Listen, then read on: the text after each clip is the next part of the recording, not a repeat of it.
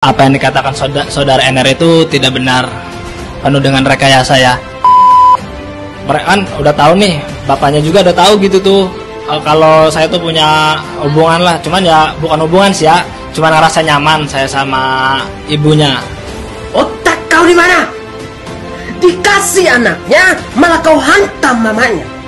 Kalau kau tidak puas dengan istrimu, bagaimana bisa?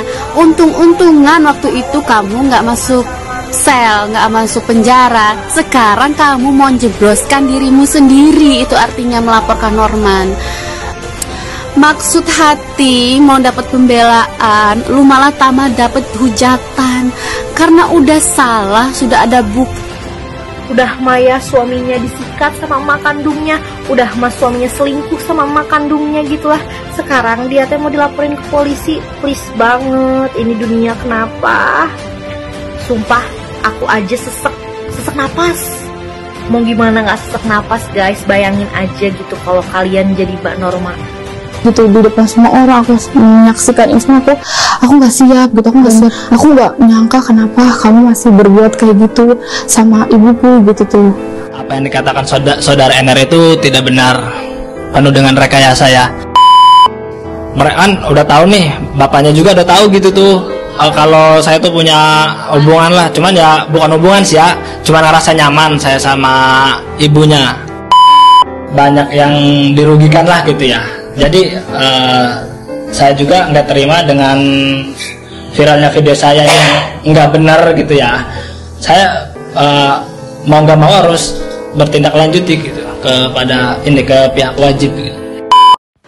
Halo sahabat Fakta 5D, ketemu lagi dengan 5D yang terus mengabarkan fakta viral seputar selebritas tanah air yang terus saja bikin berita, dan dengan berita mereka tetap eksis di ranah media.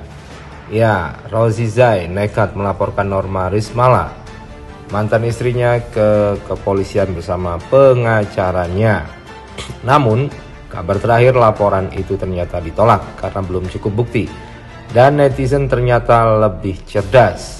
Dia mengungkapkan bukti-bukti bahwa Norma Risma tidak bersalah dan justru Rosy Zai yang harus dijebloskan ke penjara. Nah, berikut ini beberapa analisa netizen yang cerdas, tahu soal hukum dan berusaha membela Norma Rismala dari laporan polisi yang dilakukan oleh Rosy Zai dengan pengacaranya. Nah, bagaimanakah netizen mengabarkan hal ini? Yuk kita simak saja di 5D kali ini. Like, subscribe, and komennya ditunggu, dan jangan lupa selalu ada doa dalam setiap lentikan jarimu.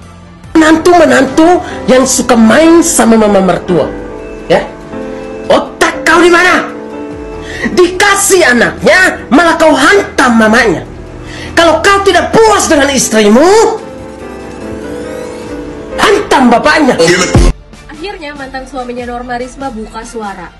Tapi yang bikin gua ngakak adalah bagian ini. Menikah itu kan harus punya anak, tapi dia atau Norma tidak mau. Kalau mau punya anak harus buatkan rumah, intinya fasilitas. Dan dari situ si Rosy ini merasa lebih nyaman dengan mertuanya. Gue ketawa banget sih di bagian situ, karena menurut gue ya bener dong pola pikirnya Karisma. Kalau misalnya pengen punya anak ya harus punya fasilitas dulu, harus menyiapkan semuanya dulu, jangan tiba-tiba lu punya anak. Apalagi di podcastnya Karisma juga bilang kan, kalau misalnya dia itu pengen punya anak sampai membantu suaminya ikut mencari nafkah.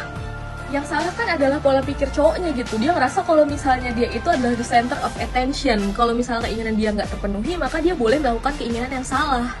Jadi sebenarnya dia ini pengen membenarkan tindakannya yang selingkuh gitu loh. Ya menurut gue playing victim sih. Lagian kata siapa kalau misalnya menikah itu harus punya anak? Bisa kok menikah aja tanpa punya anak. Gak ada yang salah dengan hal itu. Yang salah adalah selingkuh. By the way, kalau misalnya kalian nonton full videonya juga, kalian dengar gak sih si Rosy itu bilang kalau misalnya Norma Risma mengancam untuk dinikahi. Kata si R, kalau misalnya Norma Risma itu tidak dinikahi, maka dia akan menyebarkan chat si R dengan ibunya Norma Risma. Kalian percaya nggak sama hal itu? By the way, menurut gue ini tuh sebenarnya kasus awalnya adalah karena toxic relationship yang dipaksakan ya. Tapi ya, berujung dengan UU ITE dan lain-lain. Kalau misalnya kalian di timnya Karisma atau di timnya R, menurut kalian salah nggak sih kalau misalnya Karisma itu menceritakan pengalamannya dia yang kemarin? Apa itu jatuhnya adalah menyebarkan aib keluarga? Tulis di kolom komentar. Gara-gara aibnya terbongkar, dia malu, langsung depresi, lalu mau melaporkan Mbak Norma Risma ke ke kepolisian, mau masukin Norma Risma itu ke penjara, kamu tahu nggak akibatnya? Kamu yang bakalan akan masuk jeruji besi karena kamu yang sudah terbukti, say. Kamu yang bersalah, say. Bagaimana bisa?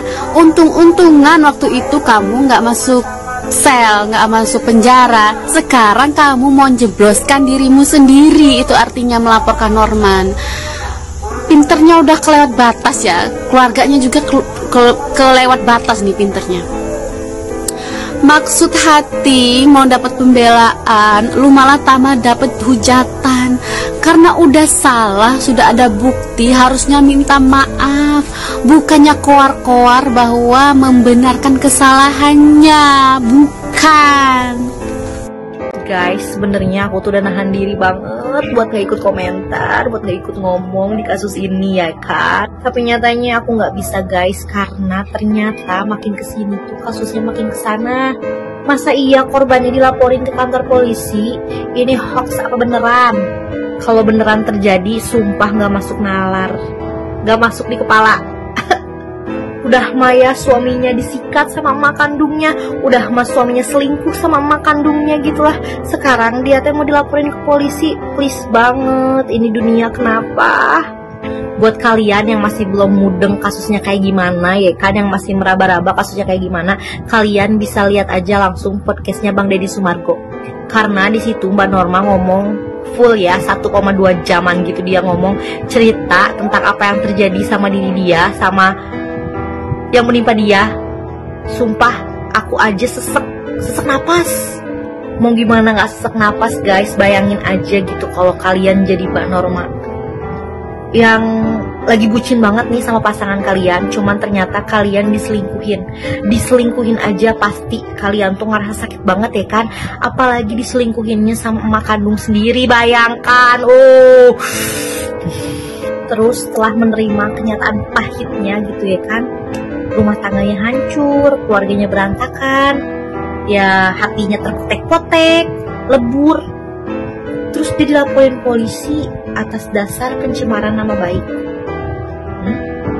Aku nggak tahu mau komen apa lagi. Aku nggak mau menghujat si Anu, ya si cowoknya atau ibu kandungnya gitu ya kan. Mereka tuh merasa nggak salah guys, mereka tuh merasa tak berdosa ya kan. Nggak salah, mereka mah yang salah sama setan. Ya setan, canda setan. Ya pokoknya mah gimana ya, bingung ya pokoknya mah aku berharap di sini semoga Mbak Norma mendapatkan yang terbaik ya, menata hidupnya kembali. Dan kalaupun iya sampai dilaporkan ke kantor polisi, semoga Mbak Norma dapat keadilan, dapat pembelaan ya. Ya pokoknya yang terbaik buat Mbak Norma ya, karena nggak bisa bayangin aja gitu gimana kalau jadi Mbak Norma. Nggak bisa ngerasain juga aku, karena amit-amit, nauzubillahimindzalik, jangan sampai. Tapi salut banget sama Mbak Norma selama dia cerita di podcastnya Bang Denny. Beneran, sumpah dia tuh tegar banget, tegar dan cerdas. Pokoknya set Mbak Norma. I love you full. We love you Mbak. Tenang aja, Bang sendiri banyak yang dukung. Semangat.